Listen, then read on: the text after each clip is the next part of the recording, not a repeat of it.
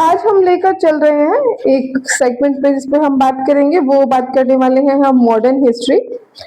Modern history जैसे कि previous classes में भी मैंने कुछ आपको इंट्रो दिया है उसके बारे में, एक बार उसका क्विक रिवीजन हम लोग ले लेते हैं।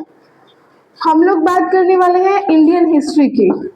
हम लोग बात करेंगे history, but which history? Indian history. Indian history में भी हम बात करेंगे क्योंकि हमें मॉडर्न हिस्ट्री स्टार्ट करनी है। तो मॉडर्न हिस्ट्री हम लोगों को स्टार्ट करनी है अगर, तो उसके लिए समझना जरूरत है कि मॉडर्न हिस्ट्री के अलावा भी कौन से पार्ट होते हैं हिस्ट्री के अंदर। हिस्ट्री में होता है एंशियंट, मिडिवल एंड मॉडर्न। तो ये कॉन्सेप्ट ही कहाँ से आया, ये डिवीजन कहाँ से आया कि हिस्ट्री को 3 पार्ट में डिवाइड किया जाए, एंशियंट, मॉडर्न एंड मिडिवल। इस तरीके से डिवीजन जो था वो किसने डिवीजन किया, कौन ये कॉन्सेप्ट लेकर आया, डिवीजन की जरूरत क्यों पड़ी, उन सब चीजों के बारे में हम जानने वाले हैं। तो फर्स्ट ऑफ ऑल हम देखते हैं हिस्ट्री। हिस्ट्री का मतलब क्या होता है, जैसे कि पहले हमने डिस्कस किया है, हिस्ट्री का मतलब होता है study of past events. Study of past events. जिन्होंने पहले क्लिप देखी है उनके लिए क्विक रिवीजन हो सकता है, क्योंकि इसको थोड़ा सा स्पीड अप हम लेकर चलेंगे। इसको हम क्या बोल सकते हैं? Study of changes. Study of changes. Changes किस तरीके के होंगे यहाँ हमारे पास? चेंजेस होंगे multi dimensional changes. Multi dimensional changes. Multi dimensional का क्या मतलब हुआ? मल्टी डायमेंशनल का मतलब हुआ चेंजेस इन द पॉलिटी। यहां हम लिखते हैं changes in polity, changes in economy, changes in society and its culture.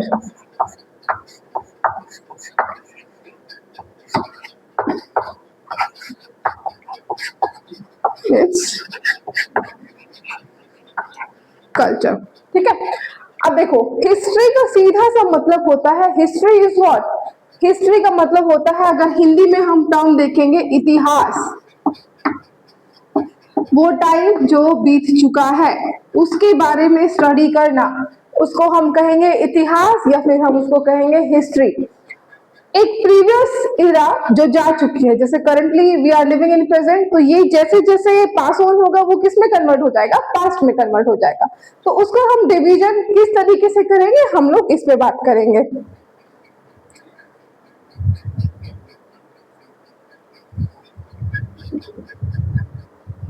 अब देखो इंडिया के अगर हम पास्ट की बात करेंगे, इंडिया के पास्ट के लिए हम क्या कहेंगे कि जब से ह्यूमंस का सर्वाइवल था, जब से ह्यूमंस एग्जिस्टेंस में आए तब से लेकर प्रेजेंट डे, इसको हम क्या कह सकते हैं?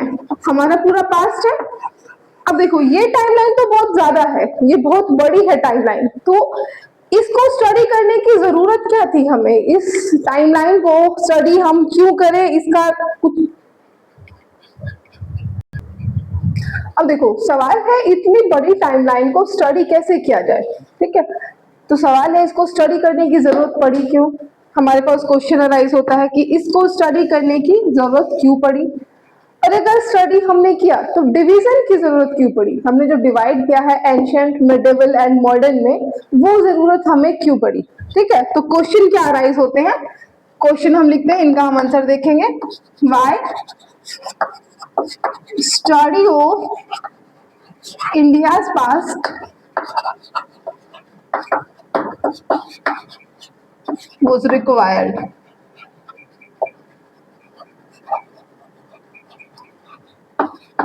सेकंड क्वेश्चन क्या बनता है? How did history of India, how did history of India was divided?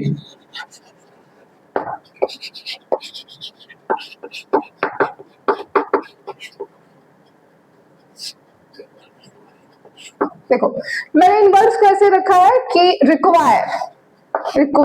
Requirement क्या थी? हाउ मतलब कैसे, हिस्ट्री ऑफ इंडिया मतलब इंडियन हिस्ट्री को कैसे डिवाइड किया गया, और इंडियन हिस्ट्री को डिवाइड करने की जरूरत क्या थी? ये बेसिक क्वेश्चन है हमारे पास। ठीक है, तो जो फर्स्ट क्वेश्चन आता है, देखो एक हम लोग थोड़ा सा कॉन्सेप्ट पे जाते हैं।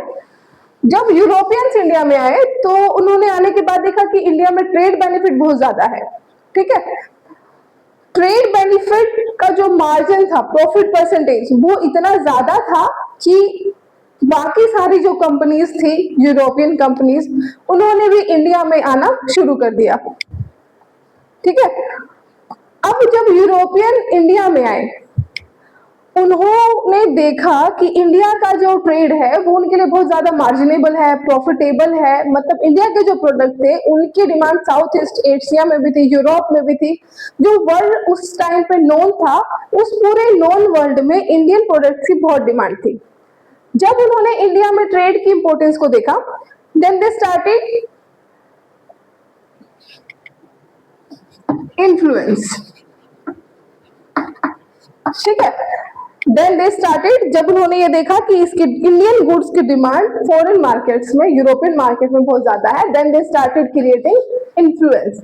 इन्फ्लुएंस इंडियन रीजनल रूलर के बीच में अपना इन्फ्लुएंस बनाना शुरू किया, ताकि उनको इन्फ्लुएंस करके, देखो इन्फ्लुएंस का करने का मतलब सिर्फ इतना था कि इंडिया के ट्रेड पे ओवरऑल कंट्रोल जो है वो आपका यूरोपियंस का हो जाए, या फिर जो भी, जैसे मान लीजिए कोई एक रूलर है, Indian ruler, Indian regional ruler, क्योंकि जो इंडिया था वो अलग अलग रीजनल पावर्स में डिवाइडेड था। उनका पर्पस क्या था कि हम किसी पर्टिकुलर रूलर को पहले इन्फ्लुएंस करें, उससे कोई ट्रीटी या कोई बॉन्ड साइन करवा ले, जिससे जो भी सारे ट्रेड राइट्स होंगे उस पर्टिकुलर रीजन के, वो उन लोगों के पास चले जाएंगे जिसके साथ वो ट्रीटी साइंड है, ठीक है। वैसे तरीके से क्या हुआ कि यूरोपियंस ने different different areas, different different region को चूज करना शुरू किया और वहां पर ट्रीटीज करना शुरू कर दिया, ठीक है। तो हमने मेजर ऑब्जेक्टिव को समझा। मेजर ऑब्जेक्टिव क्या था कि ट्रेड पे कंट्रोल हो जाए और मैक्सिमम प्रॉफिट उन लोगों को मिले।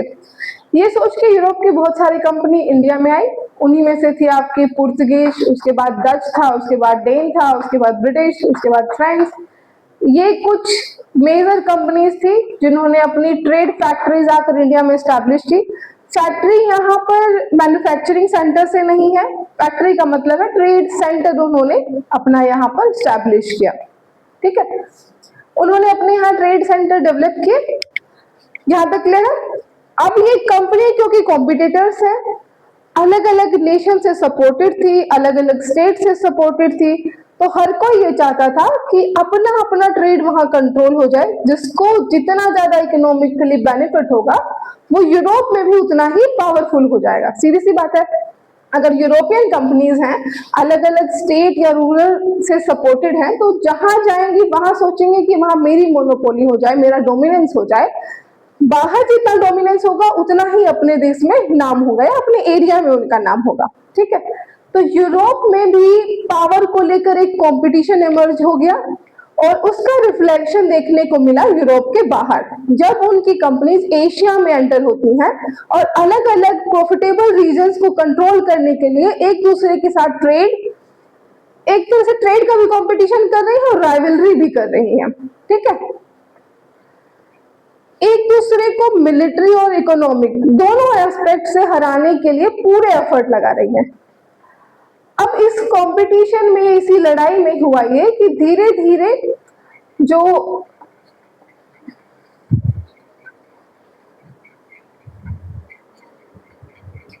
यूरोपियन कंपनीज के बीच में कंपटीशन दो लेवल पे शुरू हुआ, एक स्टेट लेवल पे यूरोप में और कंपनी लेवल पे यूरोप से बाहर। धीरे धीरे ये कंपनीज अपना अपना डोमिनेंस क्रिएट करने के लिए क्या करने लगी, एक दूसरे के अगेंस्ट प्लॉटिंग्स करने लगी।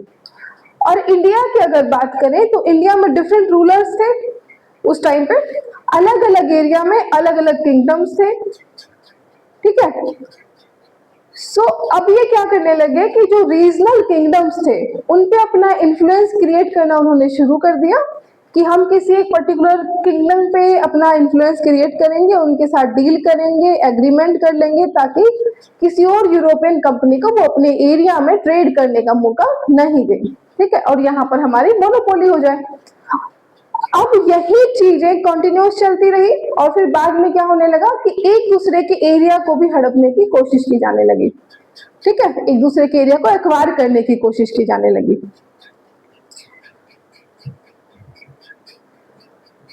सो अब एक दूसरे के एरिया को जो हड़पना था, अपना डोमिनेंस या इन्फ्लुएंस क्रिएट जो करना था, इसी टाइम पे इनके बीच में जो कंपटीशन था, राइवलरी जो थी, वो लड़ाई में बदलनी शुरू हो गई और कुछ बैटल्स होती हैं कंपनीज के आपस में। फाइनली हुआ ये कि ब्रिटिशर्स जीत गए। ठीक है, एक के बाद एक पुर्तगीज गए, डच गए, डेन गए, फ्रेंच गए। At the end Britishers remained in power, और वो जो पावर थी वो इकोनॉमिक पावर थी। ठीक है, इकोनॉमिक पावर थी और पॉलिटिकल इन्फ्लुएंस था। इकोनॉमिक पावर और पॉलिटिकल इन्फ्लुएंस का मतलब हुआ कि उन्होंने इकोनॉमी को इतना अपने कंट्रोल में कर लिया था कि इंडियन रूलर्स जितने भी थे, इंडियन स्टेट जो भी थे, वो अब ब्रिटिश ईस्ट इंडिया कंपनी के इन्फ्लुएंस में आकर कोई भी पॉलिटिकल डिसीजन लेने लगे। ठीक है, तो ये थोड़ा सा पॉलिटिकल इन्फ्लुएंस हुआ। अब ये जो कहानी थी या फिर ये जो मोटिव था उनका, ये सब ट्रेड तक लिमिटेड नहीं रहा। अब उन्होंने सोचना शुरू किया ब्रॉडर एस्पेक्ट पे। अब इंडिया में उनका डोमिनेंस क्रिएट हो चुका था। अब उन्होंने सोचा कि इंडिया में जिस लेवल पे इकोनॉमिक कंट्रोल हमारा हो चुका है, उस लेवल पे तो अब हम इंडिया को अपनी कॉलोनी में कन्वर्ट कर सकते हैं। ठीक है, क्या बना सकते हैं? कॉलोनी। इसको कहा जाता है कोलोनाइजेशन। ठीक है, द कॉन्सेप्ट ऑफ कोलोनाइजेशन। इसको थोड़ा सा समझते हैं। जो कोलोनाइजेशन होता है उसके टोटल 3 फेज होते हैं। How many phases? 3 phases are there. ठीक है, ये जो 3 फेजेस हैं इनको हम डिवाइड कैसे करते हैं देखते हैं। Phase 1 is known as the economic supremacy.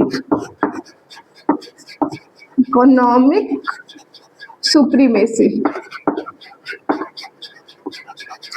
किसी भी एरिया के जितने भी इकोनॉमिक रिसोर्सेज हैं, वो सारे इकोनॉमिक रिसोर्सेज अगर एक पावर के कंट्रोल में आ जाए तो हम कहेंगे कि इस पावर ने अपनी इकोनॉमिक सुपरमेसी को स्टैब्लिश कर लिया है उस पर्टिकुलर रीजन्स पे।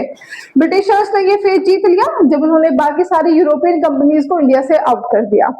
उसके बाद आता है फेज 2। फेज 2 में होता है पॉलिटिकल स्टैब्लिशमेंट। Political establishment. जो भी बोल रही हूं मैं या फिर लिख रही हूं उसको बहुत ध्यान से नोट डाउन करना है और समझना है। पॉलिटिकल स्टैब्लिशमेंट, जैसे कि अभी हमने समझा था कि इकोनॉमिक सुप्रीमेसी क्रिएट करने के बाद ब्रिटिश ने क्या करना शुरू किया कि इंडिया के जो अलग अलग किंगडम्स के रूलर थे उनको अपने कंट्रोल में ले लिया। अब वो rulers British east India company के अकॉर्डिंग ही अपनी पॉलिटिकल पॉलिसीज को डिसाइड करने लगे। तो कह सकते हैं कि पॉलिटिकल इनडायरेक्टली इंडिया में ब्रिटिश रूल एस्टैब्लिश हो गया था। ठीक है, जब किसी कंपनी के अकॉर्डिंग पॉलिटिकल रूल बनना शुरू हो जाए तो समझ लीजिए कि इनडायरेक्ट कंट्रोल तो उनके हाथ में आ चुका है। अब ये इनडायरेक्ट कंट्रोल क्या था, वो ज्यादा देर तक नहीं रहा। ये कहाँ कन्वर्ट हो गया? डायरेक्ट चेंज के अंदर कन्वर्ट हो गया। जब ब्रिटिश ईस्ट इंडिया कंपनी ने इंडियन रूलर्स के दरबार में जो कोर्ट है, जो वहां के कॉन्स्पिरेसी में हिस्सा लेना शुरू कर दिया, कौन राजा बनना चाहिए, कौन नवाब बनना चाहिए, इसमें उन्होंने इंटरेस्ट लेना जब शुरू किया, इसमें दखल देना शुरू किया, इंटरफेयर करना शुरू किया, और ये इंटरफेरेंस इस लेवल का बढ़ गया कि अब वो डिसाइड करने लगे कि who will be the next ruler. ठीक है, और ये जो उनकी प्लॉटिंग थी या फिर इंटरफेरेंस की जो पॉलिसी थी वो बढ़ते बढ़ते battle of Plassey, battle of Buxar तक पहुंची। जब 1757 में प्लासी में उन्होंने बंगाल के नवाब के अगेंस्ट उन्हीं के दरबारियों को उनके अगेंस्ट में कर दिया, उनके इंपोर्टेंट पर्संस को उनके अगेंस्ट किया और बैटल ऑफ प्लासी को अपने फेवर में कर लिया। बैटल ऑफ बक्सर हुआ 1764 में और उसके थ्रू डायरेक्ट ये मान के आप चलिए कि कंट्रोल जो है वो स्टैब्लिश हो गया ब्रिटिश ईस्ट इंडिया कंपनी का। उसी को हम क्या कहते हैं? पॉलिटिकल एस्टैब्लिशमेंट के नाम से जानते हैं या पढ़ते हैं। कॉलोनाइजेशन का जो थर्ड फेज होता है, फेज थर्ड फेज जो होगा उसको हम कहेंगे कल्चराइजेशन।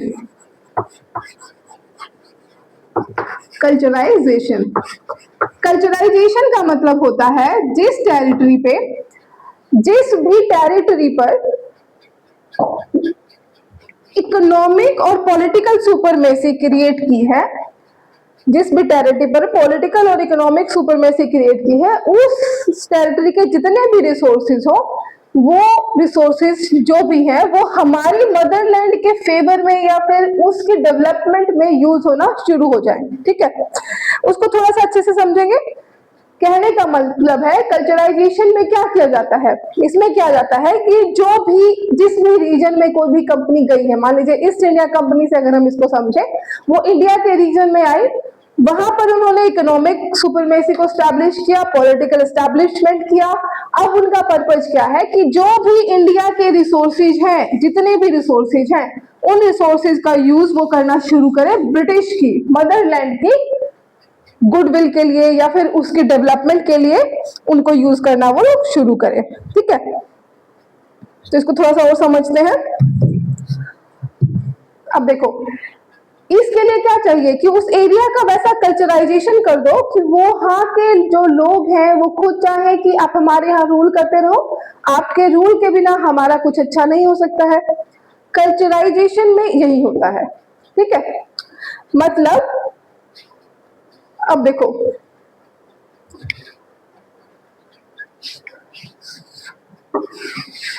North to south, east to west, इस टेरिटरी में जितना भी इकोनॉमिक रिसोर्स है, all the resources should be utilized, all the resources, इसको समझते हैं, all the resources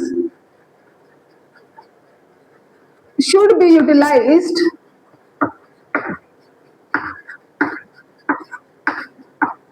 for the benefit of Britain. Britain means motherland का।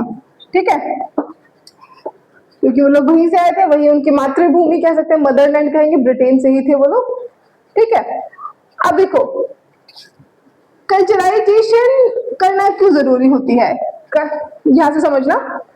अगर कोई भी पर्सन किसी एक पूरी टेरिटरी में रहने वाले सारे रिसोर्सेज में आ जाता है। ऑल द रिसोर्सेज का मतलब है natural resources and human resources, natural plus human resources both. ठीक है, फिर से एक बार रिपीट करती हूं मैं, थोड़ा सा ध्यान से सुनना। ठीक है, किसी भी एक एरिया के सभी रिसोर्सेज, नेचुरल या ह्यूमन रिसोर्सेज को मदरलैंड के ब्रिटेन उसके बेनिफिट के लिए इस्तेमाल किया जाए। ठीक है, ये क्या हो गया, मेन ऑब्जेक्टिव हुआ किसका, कॉलोनाइजेशन का।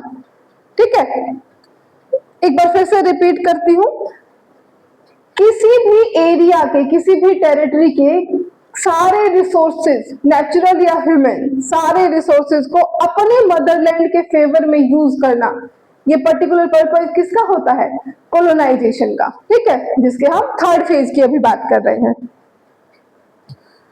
अब देखो, ये भी हो चुका है, ये भी हो चुका है, दोनों स्टैब्लिश हो चुकी।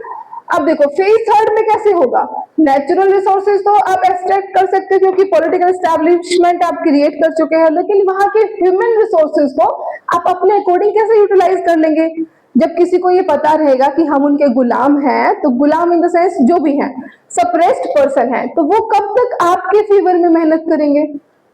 ठीक है, वो आपके फेवर में तब मेहनत करेंगे जब उसे ये रियलाइज हो जाए कि ये जो रूल हमारे ऊपर हो रहा है ये हमारे बेनिफिट के लिए हो रहा है, इनका यहाँ रहना हमारे लिए ज्यादा जरूरी है। ठीक है, जो रूल करने वाले हैं उनकी आइडियोलॉजी को यहाँ की रहने वाले लोग खुद से पसंद करना जब शुरू कर दें, उसकी आइडियोलॉजी को सपोर्ट करना शुरू कर दें, ठीक है, खुद इनके पॉलिटिकल रूल को फेवर करना शुरू कर दे, खुद इनके कल्चर को प्रमोट करना शुरू कर दे, तब जाकर क्या पॉसिबल होगा कि यहाँ के ह्यूमन रिसोर्सेज का यूटिलाइजेशन ब्रिटेन के लिए या उनकी मातृभूमि के लिए हो पाए। ठीक है, अब देखो यहाँ के लोग करेंगे क्यों ऐसा, इंडियन लोग ऐसा क्यों करेंगे, उनके फेवर में क्यों काम करेंगे, उसके लिए क्या कर दिया जाए, कल्चराइजेशन किया जाए। कल्चराइजेशन के दो मेथड होते हैं। कल्चराइजेशन जब भी करना होता है तो वहां उसके लिए या तो एजुकेशन को प्रमोट कर दो या फिर अपने रिलीजन को प्रमोट कर दो।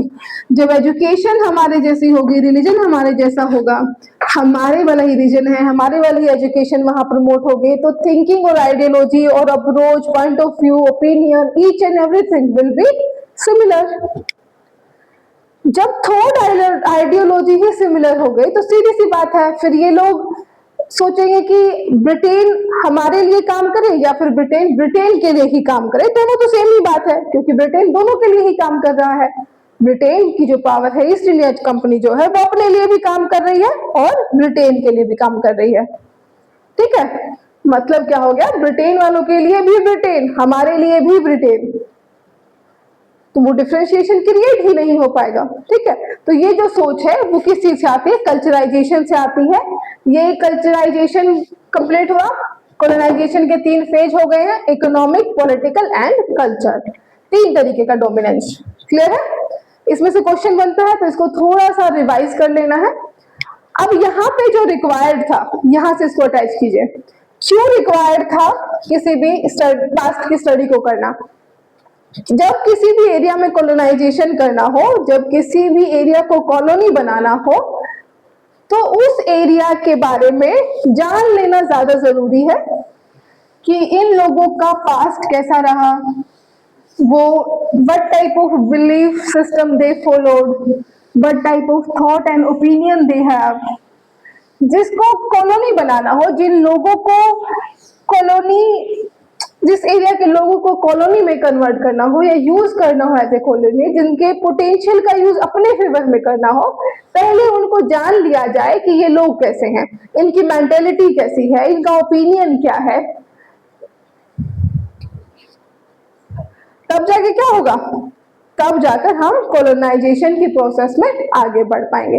क्या ये लोग हम जो सिखाएंगे उसको सीख सकते हैं, या हम जो बताएंगे उसको एक्सेप्ट कर सकते हैं? अगर एक्सेप्ट कर सकते हैं तो फिर किस लेवल का एक्सेप्टेंस होगा, यही तो पास्ट बताएगा। कि जिसका इतिहास हो रिवोल्ट करने का, वहां पर अगर आप कोई नया पर्सन आए और चेंजेस करने की कोशिश करे, यहाँ के लोग जैसे ही चेंजेस आएगा वहां के लोग रिवोल्ट कर देंगे, तो वो कोई भी नया चेंज लेकर आने से डरेंगे। ठीक है, तब इन्होंने क्या करना शुरू किया, इन्होंने इंडिया के पास्ट की स्टडी को करना शुरू किया। तो इसीलिए जब ब्रिटिशर्स, इन्होंने इंडियन लिटरेचर्स को, इंडियन लिटरेचर टेक्स्ट को इंग्लिश में कन्वर्ट कराना, ट्रांसलेशन करवाना उनकी शुरू कर दी, चाहे वो एंशिएंट इंडियन हिस्ट्री की हो, चाहे वो मिडिवल की हो, जो भी पास्ट था प्रेजेंट टाइम से पीछे का, इस्लामिक टेक्स्ट, हिंदू टेक्स्ट, मुस्लिम टेक्स्ट, सारे टेक्स्ट को उन्होंने ट्रांसलेशन कराना उनका शुरू कर दिया। तो फर्स्ट क्वेश्चन जो यहाँ पर है, why the study of past was required for the Britishers, उसका आंसर क्या हो जाएगा? क्वेश्चन 1 जो था उसका आंसर क्या हम करेंगे, to know about India, to know about India and the mindset of Indians, to know about India and the mindset of Indians। मतलब इंडिया को जानने के लिए और इंडियंस के माइंडसेट को जानने के लिए इस चीज की जरूरत थी कि वो इंडिया के पास्ट को खंगाले, उसको थोड़ा सा डिस्कवर करे, उसको ट्रांसलेट करे, इंफॉर्मेशन कलेक्ट करे और ये जाना जाए कि लोग कैसे हैं, इनके ऊपर रूल किस तरीके से किया जाएगा तो सक्सेसफुल रहेगा, तरीका क्या होना चाहिए। उसके लिए पहले लोगों के मेंटल लेवल को जानना बहुत जरूरी था। दैट्स व्हाई उन्होंने क्या किया, स्टडी ऑफ इंडियाज पास्ट को शुरू किया। इसके लिए उन्होंने सारे जो भी हमारे लिटरेचर थे उनका ट्रांसलेशन स्टार्ट कर दिया। ठीक है, तो इसमें आगे हम क्या कर सकते हैं, to know about India and mindset of Indians, so they translated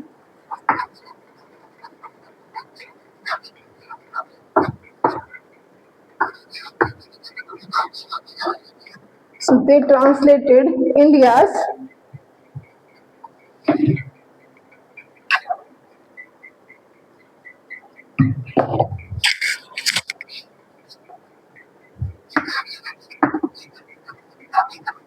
second जो क्वेश्चन है, क्लियर है? How did the study of past was, how did the history of India was divided, ठीक है? How did the history of India was divided. अगर मान लीजिए मैं हूं या आप हैं, नॉर्मल एक एग्जाम्पल लेते हैं हम लोग कि क्लास में मान लीजिए जितने भी स्टूडेंट्स हैं, अगर मुझे सबके दिमाग को, सबकी कैपेबिलिटी को, सबके पोटेंशियल को अपने अकॉर्डिंग यूटिलाइज करना है, तो मैं आप लोगों के कल्चर, आप लोगों की सोसाइटी, आप लोगों के थॉट और आप लोगों के ओपिनियन को सपोर्ट करूंगी या उसमें कमी निकालूंगी? तो जब ब्रिटिशर्स आए होंगे, उन्होंने इंडिया को देखा होगा, तो उन्होंने इंडिया की जो सोसाइटी, कल्चर, यहाँ का ट्रेडिशन रहा होगा, उसको उसकी तारीफ की होगी या फिर उसको डिमिनिश किया होगा या उसमें कमी निकाली होगी? तारीफ तो नहीं की होगी। अगर वो इंडियन सोसाइटी, कल्चर, ट्रेडिशन की तारीफ करते तो इंडियंस को फील होता प्राउड, जिससे अपनी संस्कृति पे गर्व हो, वो दूसरे की संस्कृति को अडॉप्ट नहीं करेंगे। जब हमारे कल्चर में कोई कमी निकाले और उसको लॉजिकली जस्टिफाई कर दे, तब हम अपने आप पे डाउट करना शुरू करते हैं, ठीक है? तब हम अपने कल्चर, अपने ट्रेडिशन, अपने बिलीफ सिस्टम को डाउट करना शुरू करते हैं। तब हम सोचना शुरू करते हैं कि हम किस रास्ते पर चल रहे हैं। तो हम देखते हैं कि अगर कोई न्यूट्रल और लॉजिकल माइंडसेट को अगर कोई फॉलो कर रहा है, तो हम उसका रिलीजन ढूंढने की कोशिश करते हैं, वो किस तरीके की सोच से चल रहा है, किस रिलीजन को फॉलो करता है। हमें क्या दिखने लगेगा कि सामने वाले में अच्छाई दिखेगी और अपने में बुराई दिखेगी। और जब ऐसा हो जाए तो हम क्या चाहेंगे कि सामने वाले की अच्छाई को हम अपना लें, कुछ हमारे अंदर रिफॉर्म हो जाए। तो ब्रिटिशर्स ने यही करना शुरू किया। उन्होंने सोचा कि अगर इनके पास्ट के बारे में इनको पॉजिटिव चीजें बताई जाएंगी, तो इनको प्राउड महसूस करवाया गया, तो ये कभी भी गुलाम नहीं बनेंगे, ठीक है? जिसको अपने अतीत पे गर्व हो जाए, जिसको अपने नेशन के ऊपर गर्व हो जाए, वो दूसरे की गुलामी नहीं करेंगे। तो क्या किया जाए? अब इनके पास्ट को ऐसे डिवाइड किया जाए कि ये लोग कभी यूनाइटेड ही नहीं रहे, ये लोग कभी यूनाइटेड ना रहे, ठीक है? तो इसलिए उन्होंने इंडिया के पास्ट को जब डिवाइड किया, तो उन्होंने कैसे डिवाइड किया? एज पर द रिलीजन, ठीक है? They divided India's past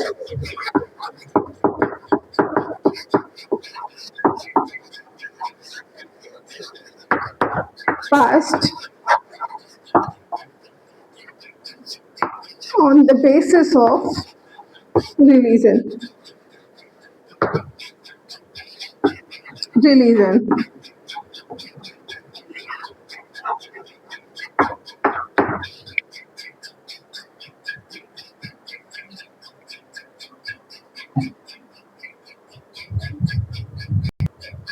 no doubt इस बात में भी सच्चाई है, इसको भी हम मानेंगे कि उन्होंने ही हमारे पास्ट को सबके सामने लेकर आया, उसको ट्रांसलेट करवाया, सिंधु घाटी सभ्यता या इंडस वैली सिविलाइजेशन, ये ब्रिटिशर्स ने ही तो उसको हाईलाइट किया था। जो भी आर्कियोलॉजिकल सर्वे का फाउंडेशन करना या फिर कह सकते हैं बड़े लेवल पर रिसर्च वगैरह करवाना, ये ब्रिटिश पीरियड में ही हुआ, लेकिन मोटिव कुछ और था। क्लियर? तो हमने जो लिखा है कि divided India's past on the basis of religion, इसको हम आगे जस्टिफाई करेंगे। अब हम लिखते हैं डिवीजन ऑफ इंडियाज हिस्ट्री। ये क्लियर है? अब हम आते हैं डिवीजन ऑफ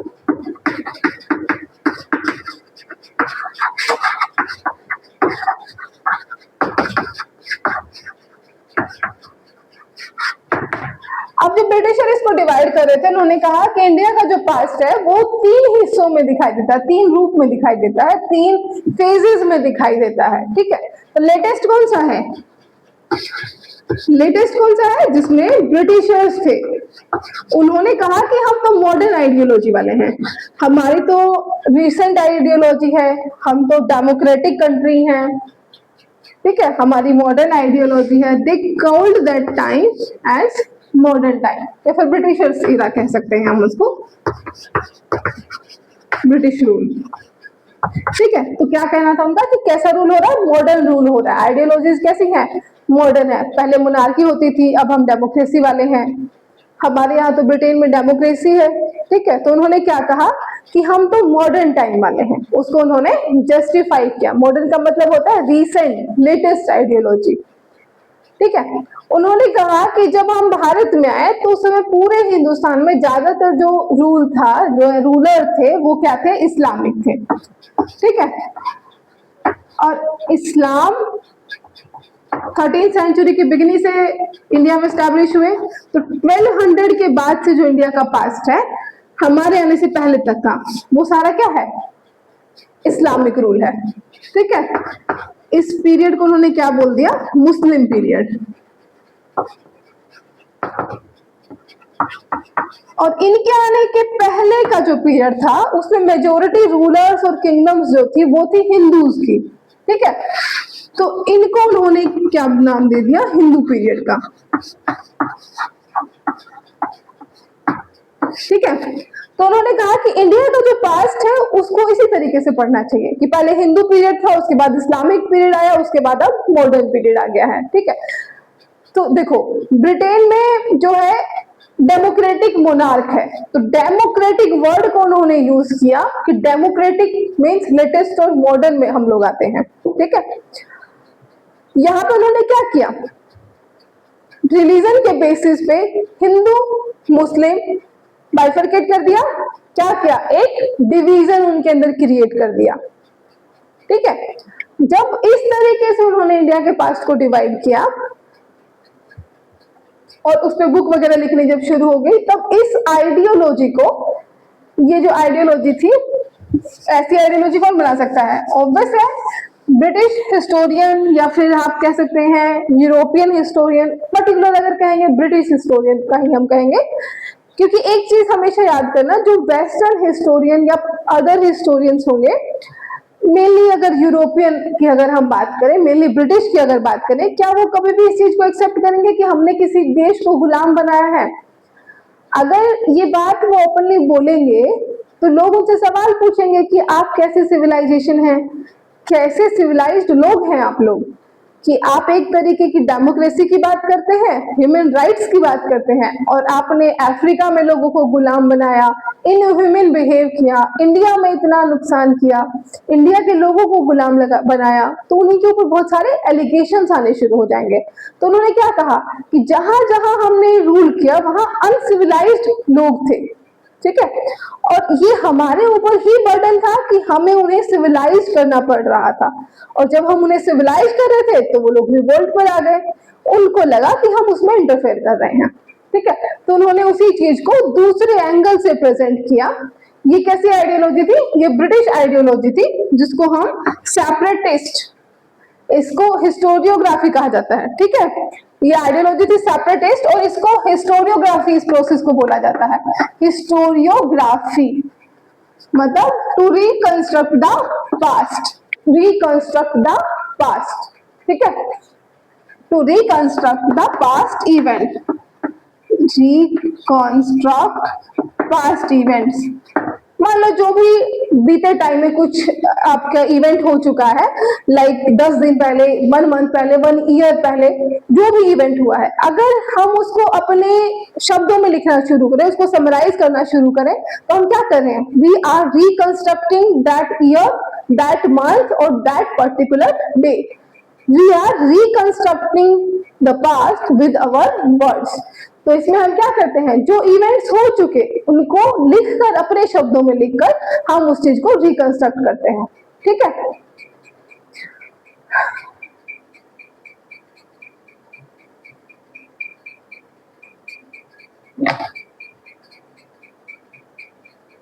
यहां तक सब क्लियर है? अब देखो, अब जो इंडियन हिस्टोरियंस थे, ये माइंडसेट किसका था, ये अप्रोच जो थी वो ब्रिटिश हिस्टोरियंस की थी, ठीक है। ये जो माइंडसेट था वो ब्रिटिश हिस्टोरियंस का था, क्लियर है। ये सेपरेटिस्ट अप्रोच थी, ये आप जान चुके हैं, सेपरेटिस्ट,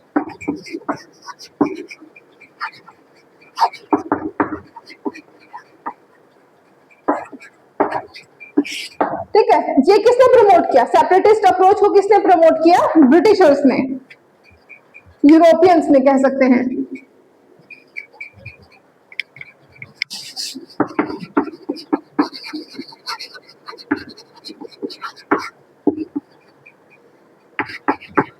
प्रमोटेड बाय यूरोपियंस।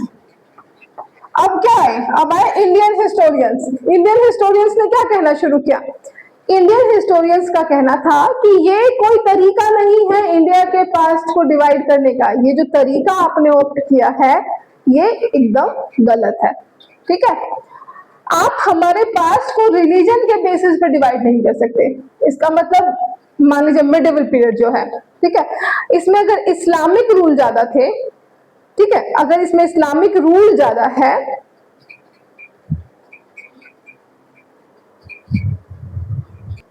तो हम डिस्कस कर रहे थे कि जो डिवीजन ऑफ इंडिया हिस्ट्री हुआ उसको ब्रिटिश माइंडसेट से यूरोपियन माइंडसेट से उसको डिवाइड किया गया।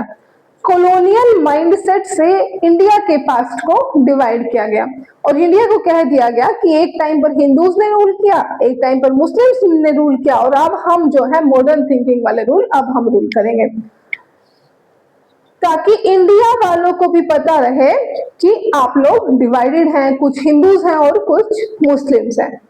ठीक है, ये सेपरेटिस्ट आइडियोलॉजी जो है उसको ब्रिटिशर्स ने प्रमोट किया।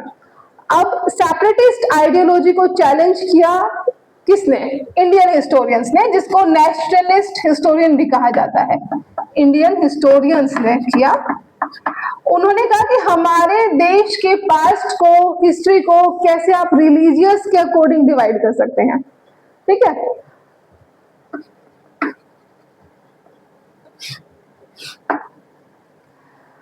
उनका कहना था कि जो नेशनल हिस्टोरियन थे उसमें नाम किसका आता है? बिपान रॉय, बिपान चंद्र, सॉरी बिपान चंद्र थे, इनको विपिन चंद्र